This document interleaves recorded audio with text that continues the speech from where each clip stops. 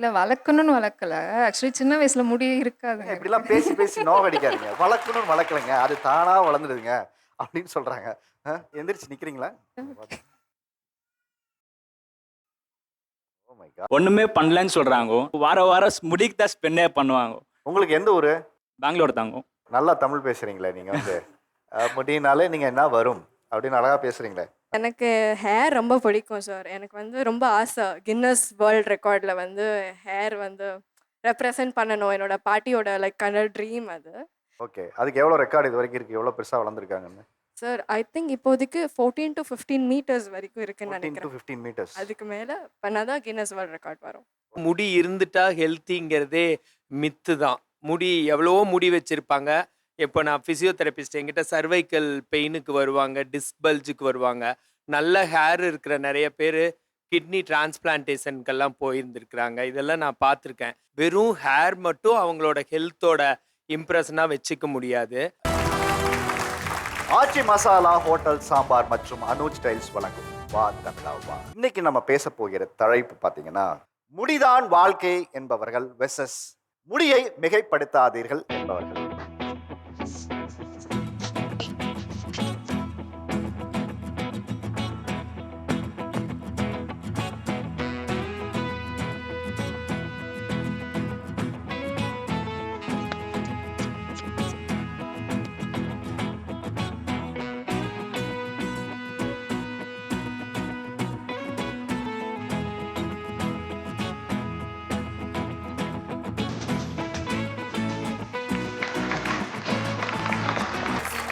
ஒரு மனிதனோட புற அழகை முடி எவ்வளவு தீர்மானிக்குதுன்னு நினைக்கிறீங்க? ஒரு கவிஞர் வந்து ஒரு பெண்ணை வர்ணிக்கிறேன்னு நினைச்சாலே முதல்ல அவர் மனசுல வர்றது வந்து அவளுடைய தலைமுடிதான். கூந்தல் கருப்பு, ஆஹா குங்குமம் சிவப்பு, அப்படி ஒரு பாட்டு வருது. உன் கருங்கூந்தல் அலைப்பாய அவர் என்ன சொன்னார், அவங்க அப்படி திருப்பி பாடுவாங்க. என் கருங்கூந்தல் கலைந்தோடி மேகங்களாக. இப்படி நிறைய பாடல்கள், திரைப்பட பாடல்கள் பார்த்தீங்கன்னா கூந்தலுடைய சிறப்பை எடுத்து சொல்லுது. பெண்களுக்கு அழகு தரதே கூந்தல் தான், ஆண்களுக்கும் அதே தான். அவங்க எவ்வளவுதான் நீங்க ட்ரிம்மா என்னதான் ட்ரெஸ் பண்ணாலும் அந்த ஹேர் ஸ்டைல் அழகா இருந்துட்டா நிச்சயமா எந்த ஒரு ஜென்ஸ் லுக் சூப்பரா இருக்கும். இந்த முடி உங்க வாழ்க்கையில உங்களுக்கு எவ்வளவு முக்கியமானதா நீங்க பாக்குறீங்க? முடி தான் ஆக்சுவலி எல்லாமே. முடி இல்லைன்னா ஒண்ணும் இல்ல அப்படின்ற மாரி இருக்கு. எவ்வளவு வருஷமா வளர்த்துறீங்க? இல்ல வளர்க்கணும்னு வளர்க்கல. ஆக்சுவலி சின்ன வயசுல முடி இருக்காதுங்க எனக்கு. இப்படிலாம் பேசி பேசி நோகடிக்காதீங்க. வளர்க்கணும்னு வளர்க்கலங்க. அது தானா வளர்ந்துடுதுங்க அப்படின்னு சொல்றாங்க. எந்திரிச்சு நிக்கிறீங்களா? Oh my God! கால் உயரத்துக்கு இருக்கு வந்து. எவ்வளவு வருஷமா வளர்த்துறீங்க? இது வந்து ஒரு 12th வரைக்கும் வந்துட்டு எனக்கு இவ்வளோதான் இருந்துச்சு. ஸோ அதுக்கப்புறமா கொஞ்சம் கொஞ்சமா வளர்ந்து வளர்ந்து கொஞ்சம் ஸ்பீடா போயிடுச்சு. வெளியில போகும்போது இவ்வளவு நீளமா முடி வச்சிருக்கிறத வந்து உங்களை எப்படி அடையாளப்படுத்துறாங்க? சொல்லப்போனா என் நேமே தெரியாது ஆஃபீஸ்ல. அந்த நீட்டு முடி பொண்ணு, அந்த பெரிய முடி பொண்ணு, பெரிய முடி பண்ணுறது பெரிய டக்குன்னு முடி பொண்ணு அப்படிதான் வந்து நிறைய பேருக்கு வந்து தெரிய தெரிய ஆரம்பிச்சதே அப்படிதான். எனக்கு வந்துட்டு 9th வரைக்கும் சுத்தமா முடி இருக்காது. 7th வந்துட்டு மொட்டை அடிச்சாங்க எனக்கு. மொட்டை அடிச்சதுக்கு அப்புறமேட்டு தான் வளர ஆரம்பிச்சு. ஈவன் 12th வரைக்கும் கூட எனக்கு அதிகமா முடி இருக்காது. இவ்ளோ ரொம்ப ஷார்ட்டா தான் இருக்கும். அப்புறம் இது எப்படி வளர்ந்துச்சுன்னு தெரியல. வீட்ல நெறைய மெயின்டெயின் பண்ண ஆரம்பிச்சதுனால, அது அப்படியே அதிகமா வளர ஆரம்பிச்சுட்டு. அதே மாரி அபிங்கிறது கொஞ்சம் காமனான நேம் தான். ஆனா வெளில நான் போம்பொழுது இந்த லாங் ஹேர் அபி இருக்கால்ல, அவள அந்த பொண்ணு அப்படின்னு சொல்லி தான் என்ன ஐடென்டிஃபையே பண்ணுவாங்க. உங்க வாழ்க்கையில ஏன் முடி இவ்வளவு முக்கியமானதா மாறிடுச்சு? எல்லாருமே ஷார்ட்டா வச்சுக்கிறாங்க. எல்லாருமே கலரிங் ப்ரிஃபர் பண்றாங்க. ஸோ அதெல்லாம் இல்லாம நான் இருக்கும்போது, அதுவே நான் வந்து யூனிக்கா தெரியற மாதிரி ஒரு ஃபீல். லைக் 90ஸ்ல பொறந்த எல்லா கிட்ஸுக்குமே இந்த டைம்ல எல்லாருமே எப்படின்னா ஃபெதர் கட் அந்த மாதிரி டிஃப்ரெண்ட் ஹேர் ஸ்டைல்ஸ்லாம் வந்து ட்ரை பண்ணி எல்லாருக்குமே ஹேர் ஃபால் ஆயிடுச்சு. டென்சிட்டி போயிடுச்சு. ஸோ நான் அதை பண்ணக்கூடாது. நான் இருக்கிறத மெயின்டைன் பண்ணணும். எனக்கு இருக்கிற டென்சிட்டி நான் மெயின்டைன் பண்ணணும்னு சொல்லிட்டு, இப்போ வரைக்குமே சின்ன வயசுலேருந்து இது வரைக்கும் சலூன் போனதே கிடையாது. அண்ட் நானே தான் ஹேர் கட் பண்ணிப்பேன். நிறைய கிண்டல் பண்ணுவாங்க. எப்படி மெயின்டைன் பண்ற? டிப்ஸ் ஏதாவது சொல்லு அப்படின்னு சொல்லுவாங்க. அப்புறம் காலேஜ் எல்லாம் படிக்கும்போது பிட்டெல்லாம் இதுக்குள்ள வச்சுப்பேன்ல, தெரியாது யாருக்கும் அப்படியெல்லாம் சொல்லுவாங்க. ஓகே. அந்த மாதிரியான இதெல்லாம் இருக்கும். நீங்க எந்திரிங்க. உங்களுக்கு எவ்வளோ நீளம் இருக்கு நான் பார்த்துக்கிறேன். நீங்களும் நின்னுங்கம்மா வரிசையா. அவங்க கூட்டிகிட்டே போவாங்க பிறகு எங்கள் செட்டையே. ஓகே. நம்ம ஆஃபீஸில் வேலை பார்க்குற கலிக்கெல்லாம் தாண்டி சம்மந்தமே இல்லாத யாராவது இந்த முடியை பார்த்து பேசியிருக்காங்களா? டே டு டே நடக்கும். டெய்லி நடக்கும். டச் பண்ணி பார்க்கணும்னு ஆசைப்படுவாங்க. இல்ல இழுத்து பார்க்கணும். இந்த கட்டா குஸ்தி படம்லாம் பார்த்துட்டு ரொம்ப கலாய்ச்சாங்க. ஏன்னா எக்ஸ்டென்ஷன் வச்சிருப்பாங்கல்ல அந்த மூவில. ஸோ அதெல்லாம் வச்சு நிறைய எம்பாரஸ் பண்ணியிருக்காங்க. ரீசெண்டா நடந்தது என்னன்னா, ஃப்ரெண்ட்ஸோட வெளில போம்போது ஒரு 4, 5 போலீஸ் இருந்தாங்க. அங்கேருந்து வந்து, "மேம் உங்க கூட ஒரு ஃபோட்டோ எடுத்துக்கலாமா?" ஆ சிக்னல் போலீஸா? சிக்னல் போலீஸ் இல்ல. எங்கேயோ வண்டியில போயிட்டுருந்தாங்க போல. ஸோ நாங்க அங்க நின்று ஃபோட்டோ எடுத்துட்டு இருந்தோம். வந்தாங்க, போயிட்டாங்க. போயிட்டு திரும்ப அகைன் அங்கேருந்து வந்துட்டு நாங்க சரி நம்மள தான் இங்க நிக்கக்கூடாதுன்னு சொல்ல வராங்க போல அப்படின்னு நெனச்சா, "மேம் உங்க கூட ஒரு ஃபோட்டோ எடுத்துக்கலாமா? அலோவ் பண்ணுவீங்களா?" எடுத்துக்கிட்டீங்களா? இல்ல, இல்ல. எடுக்கல. ம்ஹ்ம். ஓகே. ஒரு மாரி டக்குன்னு இதுவாயிருச்சு. என்னடா அது போலீஸ் யாருன்னு அங்கேருந்து தெரியாதவரு. திடீர்னு வந்தவரு அதனால போலீஸ்கார் வேற ஃபோன் வந்து கேட்குறாரு. அதனால வேண்டாம் அப்படின்னு வேணான்னு சொல்லி. சொல்லிட்டு ஓடியான்ட்டீங்க அங்கேருந்து. உங்களுக்கு அது மாதிரி நடந்திருக்கா? நான் வந்து டெய்லி மெட்ரோல தான் ட்ராவல் பண்ணுவேன். பீக் ஹார்ஸ்ல தான் போவேன். ஸோ நான் என்ன பண்ணுவேன்னா, இப்படி இப்படி சுத்திடுவேன் ஃபர்ஸ்ட்டு. ஸோ இப்படி சுத்திட்டு, இத வந்து இதுக்குள்ள மடிச்சு வச்சுப்பேன். ஸோ யாராலயும் பிடிக்கவும் முடியாது. யாராலயும் வந்து தொடவும் முடியாது. அத பார்த்து ஒரு ஒருத்தவங்க வந்து மோர் தென் 3 மந்த்ஸ் பின்னாடியே வந்திருக்காங்க. எனக்கு தெரியவே இல்ல. அது ஷால் போட்டிருக்கீங்களா? முடியான்னு டவுட் இருந்திருக்கும்னு நினைக்கிறேன். நெறைய டைம் அதுவா கூட யூஸ் பண்ணியிருக்கேன். ஒரு டைம் அன்கம்ஃபர்டபுளா இருக்கும்போது ட்ரெஸ்ஸ நான் ஏதாச்சும் போட்டிருக்க ட்ரெஸ் எனக்கு அன்கம்ஃபர்டபுளா ஃபீல் ஆச்சுன்னா, இத வச்சு அட்ஜஸ்ட் பண்ணிப்பேன். அண்ட் அந்த இன்சிடென்ட் பார்க்க போனா, அந்த பையன் 3 மாசம் மேல பின்னாடி சுத்தி, நான் வந்து நம்பர் எந்தெந்த இடத்துக்கு போறேனோ, கூகுள் பே பண்ற இடத்துல போய் நம்பர் வாங்கி, அந்த கூகுள் பேல வந்து 1000 மெசேஜ் அனுப்பிச்சிருப்பேன். நான் உங்கள வந்து இந்த மெட்ரோல இந்த டைம் பார்த்தேன். எனக்கு நீங்க பார்த்துருக்கீங்களா தெரியல. எனக்கு ஞாபகம் இல்ல. அந்த மாரி எல்லாம் சொல்லிட்டு. கூந்தலை மெயின்டைன் பண்றதுக்கு என்ன பண்றீங்க? நான் வந்து completely corporate girl. Morning 9 to evening 10 வரைக்கும் வொர்க் இருந்துட்டே தான் இருக்கும். ஸோ மெயின்டெயின் என்ற ஒரு வார்த்தைக்கே டைம் இல்ல எனக்கெல்லாம். இப்போ பேசுனாங்க இல்லைங்களா, அவங்க எங்க அக்கா தான். ஒண்ணுமே பண்ணலன்னு சொல்றாங்க. வாரம் முடிக்கு தான் ஸ்பெண்டே பண்ணுவாங்க. உங்களுக்கு எந்த ஊரு? பெங்களூர் தாங்க. நல்லா தமிழ் பேசுறீங்களே நீங்க வந்து. முடினாலே நீங்க என்ன வரும் அப்படின்னு அழகா பேசுறீங்களே. Thank you. சொல்லுங்க, உங்க அக்கா என்ன மாதிரி முடி மெயின்டைன் பண்றதுக்கு வீட்ல செலவு பண்ணாங்க, அதை சொல்லுங்க. முடிக்கே வைக்குவாங்கன்னு நினைக்கிற ஒரு 6K 7K.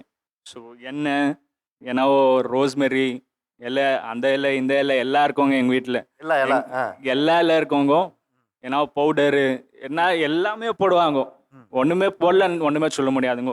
ஸோ அவங்களுக்கே தோணுங்க, நான் கட் பண்ணிடலாம். பிரச்சனாலே வந்து சொல்லுவாங்க, நான் கட் பண்ணிட்டா வேறங்க எப்படி என்ன பார்க்குவாங்க. ஸோ என்னை முடினால தான் என்ன தெரியவே தெரியுது. நான் அந்த முடி கட் பண்ணிட்டேன், நான் எங்கே போவேன், அந்த ஃபேம் போயிடும்.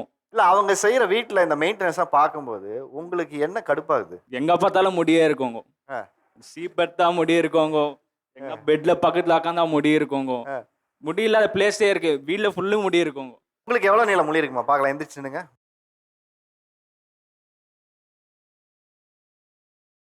அதை ஏதோ ஒரு ஸ்டைல் பண்ணீங்களா? அது என்ன ஸ்டைல் பண்ணீங்க? போடுங்க.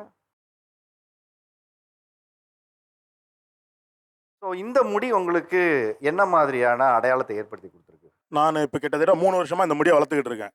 இதுக்கு முன்னாடியே 90 கிட்ஸ் எப்படி முடி வெட்டுவாங்களோ அதே 90 கிட்ஸை சேர்ந்தவன் தான் நான். போலீஸ் கட்டிங் தான், அந்த மாதிரி தான் வெட்டிப்பேன். அந்த மாதிரி தான் அப்பாவும் அந்த அப்பையிலேருந்து அப்படி தான் வெட்டி விட்டார். இந்த 3 வருஷமா நானாக எடுத்த முடிவில் எனக்கு சினிமாவில் வாய்ப்பு கிடைச்சிது சார். கிட்டத்தட்ட 5 படம் பண்ணிருக்கேன். 6வது படம் பண்ணிக்கிட்டு இருக்கேன் இன்ன வரைக்கும். நீங்க யோகி பாபு டூப் மாதிரியே இருக்கீங்க. அவரை பார்த்து தான் சார் இம்ப்ரூவ் பண்ணி இந்த முடியை வளர்த்தேன் சார். இப்போ ஸ்கூல் டேஸில் பார்த்தீங்க அப்படின்னா ஒரு 8th 9th அந்த ரேஞ்சில் வந்து செம்மையாக ஹேர்ஸ் இருக்கும். ஸோ ஃபுல்லாக பங்கு தான் வைப்பேன். சார் அடித்தாலும் சரி அதை அடுத்து வச்சுட்டு அது மாதிரி தான் போயிட்டு இருப்பேன். கொஞ்சம் கொஞ்சமாக கொட்ட ஆரம்பிக்கும் போது என்னோட அப்பியரன்ஸ் மாற ஆரம்பிக்குது. காலேஜ் டேஸில் இன்னமுமே அதிகமாக கொட்டுது. ஸோ அதுக்கப்புறம் வந்து ஒரு 2019 அப்புறம் பார்த்தீங்கன்னா எனக்கு அந்த பீரியடில் வந்து ஆல்மோஸ்ட் இந்த முன்னாடி இருக்க ஹேர்ஸ் ஃபுல்லாக காலி.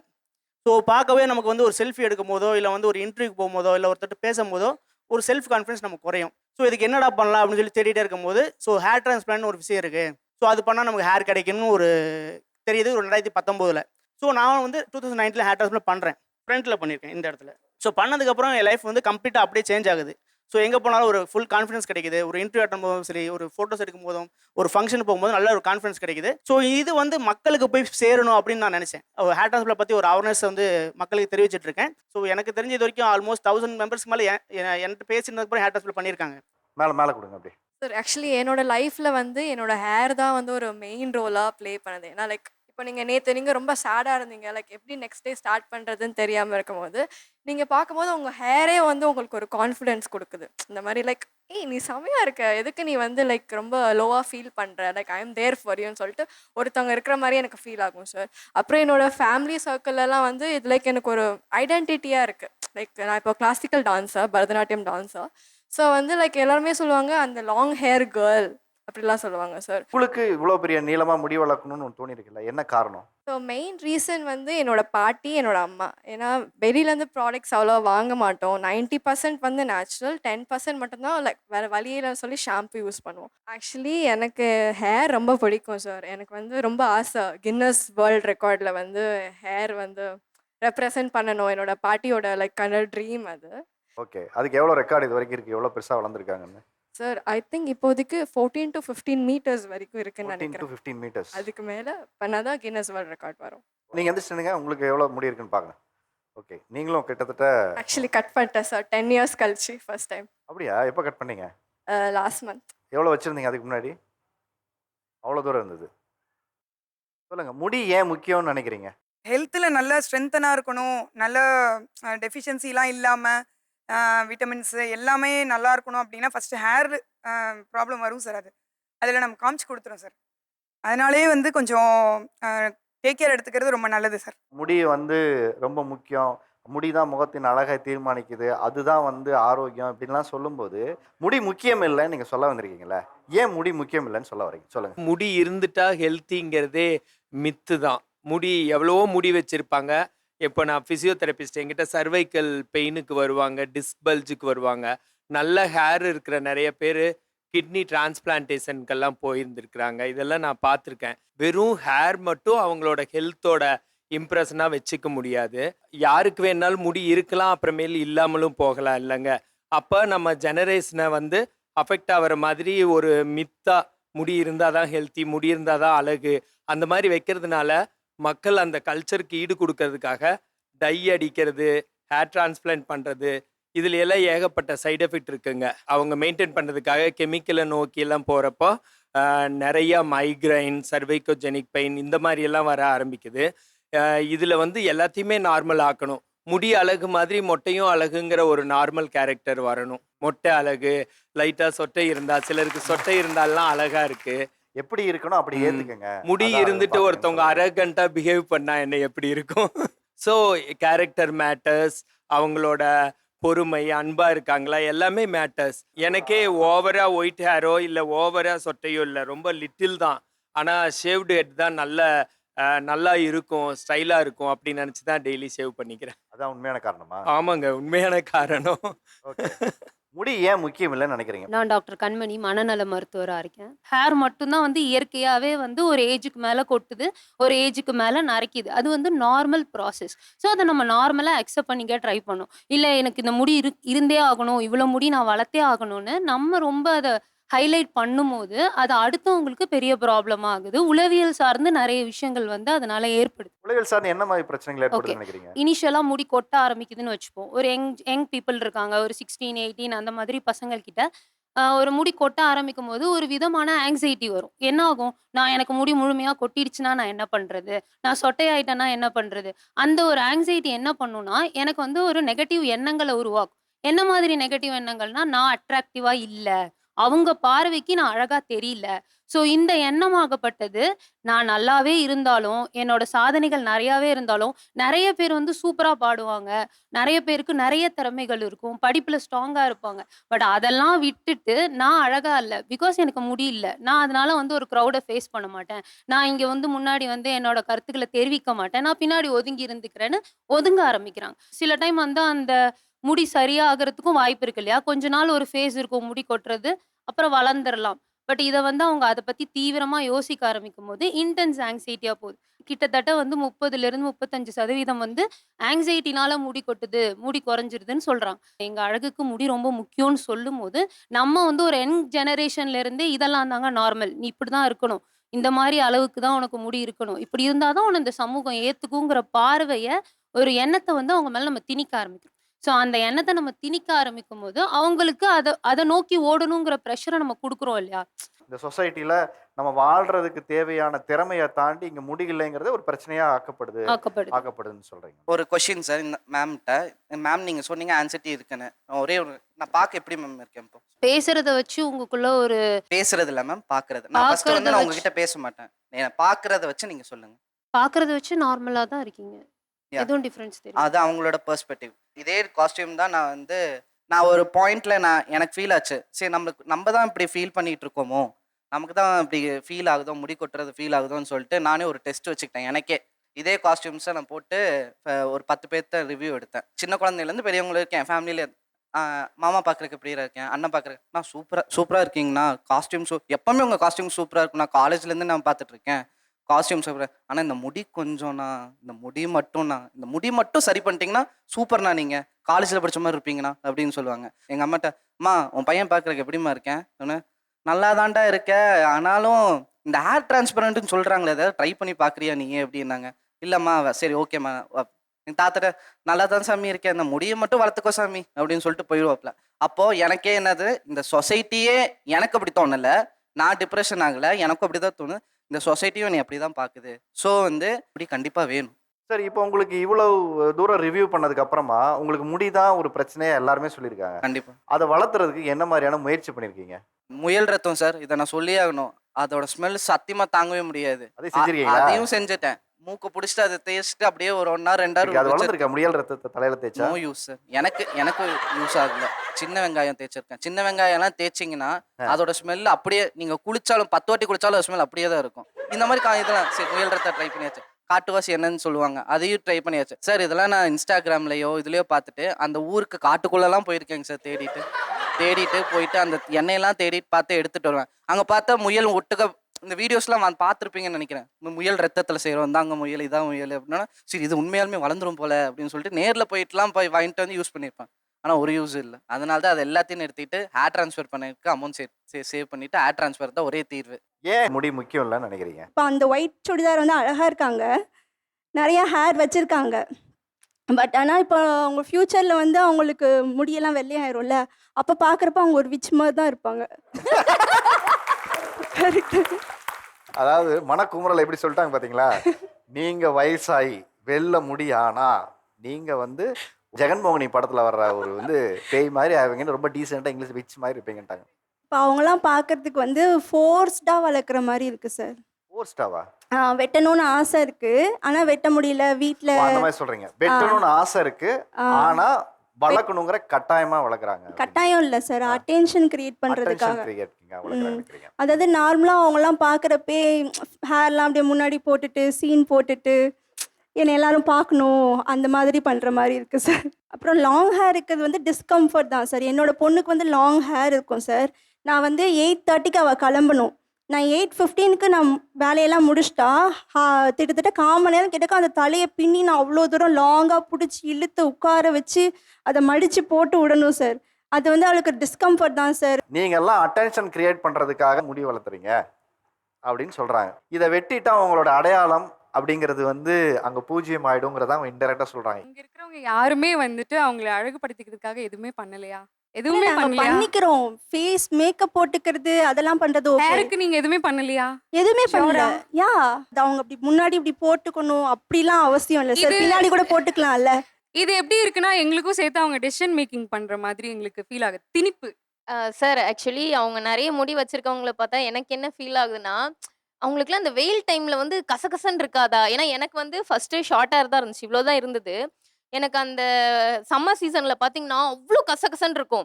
நான் தூக்கி கொண்டை போட்டாலுமே அது கொஞ்ச நேரத்துலயே அவுந்துரும். இன்னொன்று கொண்டை போட்டு என்னால் படுக்கவும் முடியாது, அந்த இது குத்தும், எரிச்சலா வரும். நான் கன்சீவ் ஆயிருக்க டைம்ல பாத்தீங்கன்னா 8 monthsல ஃபேனுக்கு அடியில் உட்காந்துருந்தாலுமே எனக்கு அவ்வளோ வேர்த்து ஊத்தும். அதனால நான் பாப் கட் கட் பண்ணேன். ஸோ அதுக்கப்புறம் பார்த்துக்கலாம் அப்படின்னு. ஆனால் ஆஃப்டர் டெலிவரி பார்த்தீங்கன்னா எனக்கு ரொம்ப கசகசன்னு ஆயிடுச்சு. பாப்பா வேற நைட்டு ஒரு பக்கம் அழுறா, ஹேர் வேற ஒரு மாதிரி கசகசன் இருக்கு, வெயில்னால காற்று வேற சரியா இல்லாததுனால ஒரு மாதிரி இரிட்டேட்டிங்காகவே இருந்துச்சு சார். அதனால எப்படியாவது ஹேர் கட் பண்ணிடணும். எனக்கு என்னோட ஹேர் முக்கியம் இல்லை, எனக்கு என்னோட ஒரு கம்ஃபர்டபுள் தான் முக்கியம் அப்படிங்கிறதுக்காக நான் ஹேர் கட் பண்ணிட்டேன் சார். அண்ட் இன்னொன்று என்னன்னா, முடிக்கு அதிகமாக ரொம்ப முக்கியத்துவம் எடுக்கிறதுனால என்ன தோணுதுன்னா, லைக் அதுக்காக ப்ராடக்ட்ஸ் நிறைய வந்துருச்சு சார். ஸோ நான் இப்போ ஈவன் சலூனில் போய் நான் இந்த ஹேர் கட் பண்ணணும் அப்படின்னு நினச்சாலும், ஸோ இந்த ஹேருக்கு ஒரு ப்ராடக்ட்ஸ் ஒன்று தராங்க. இது ரொம்ப ஃப்ரிஸியாக இருக்குது, ஸோ இதை மாத்திரத்துக்கு ஒரு ப்ராடக்ட்ஸ் யூஸ் பண்ணுங்க அப்படின்னு. அந்த ப்ராடக்ட்ஸோட ரேட் பார்த்தீங்கன்னா 1700 1800 இருக்குது. ஸோ அதெல்லாம் வாங்கி நிறைய ஃபேக் யூஸ் பண்ணுறதுனால என்ன ஆகுதுன்னா நமக்கு சைடு எஃபெக்ட்ஸுமே வருது. ஸோ இதெல்லாம் எதுக்கு தேவையில்லாமல் இருந்தால் யூஸ் பண்ணிக்கலாம், இல்லைன்னா பேசாமல் விட்டுட்டு போய்க்கலாமே. தானாக வளர முடிய நீங்கள் என்ன பண்ணுறீங்க, ஒரு ப்ராசஸ் ஆக்கிட்டீங்க. அதாவது அதுக்கு ஒரு கலர் வேணும், ஷைனிங் வேணும், திக்னஸ்க்கு ஒன்று, இப்படியெல்லாம் நீங்கள் ஒன்று, அப்புறம் கலரிங் ஒன்று, அப்புறம் அதை மெயின்டைன் பண்ணுறதுக்கு ஸ்பா போகிறோம், ஸ்மூத்தனிங் பண்ணுறோம். நீங்கள் முடி வளர்க்குறோங்கிற பேரில் அதீத பொருளாதார செலவையும் பொருளாதார நிர்பந்தத்தையும் ஒரு குடும்பத்துக்குள்ளே ஏற்படுத்துறீங்க. இந்த முடிக்கோசம் நான் ஒரு செலவும் பண்ணல. அது இயற்கையாகவே எனக்கு சுருட்டியாக இருக்கும். அது கொஞ்சம் நாள்ல ஜடை வெட்டுது. ஜடை விட்டதுனால நான் அதுக்கு ஒன்றுமே நான் அதுக்குன்னு நேச்சுரலாக தான் விட்டேன். ஒருத்தர் செலவு பண்ணுறது அவங்களோட பர்சனல் ஃப்ரீடம். ஒருத்தர் செலவு பண்ண மாட்டாங்க, ஒருத்தர் பண்ணுற அழகாக வச்சுப்பாங்க.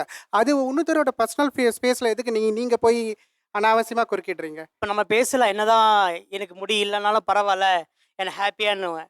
ஒரு நாள் கூட கண்டிப்பாக முடி இல்லைன்றதுக்கு கண்டிப்பாக ஃபீல் பண்ணியிருப்பாங்க. ஏன்னா எனக்கே முடி இல்லை. உங்களுக்கு முடி இல்லையா?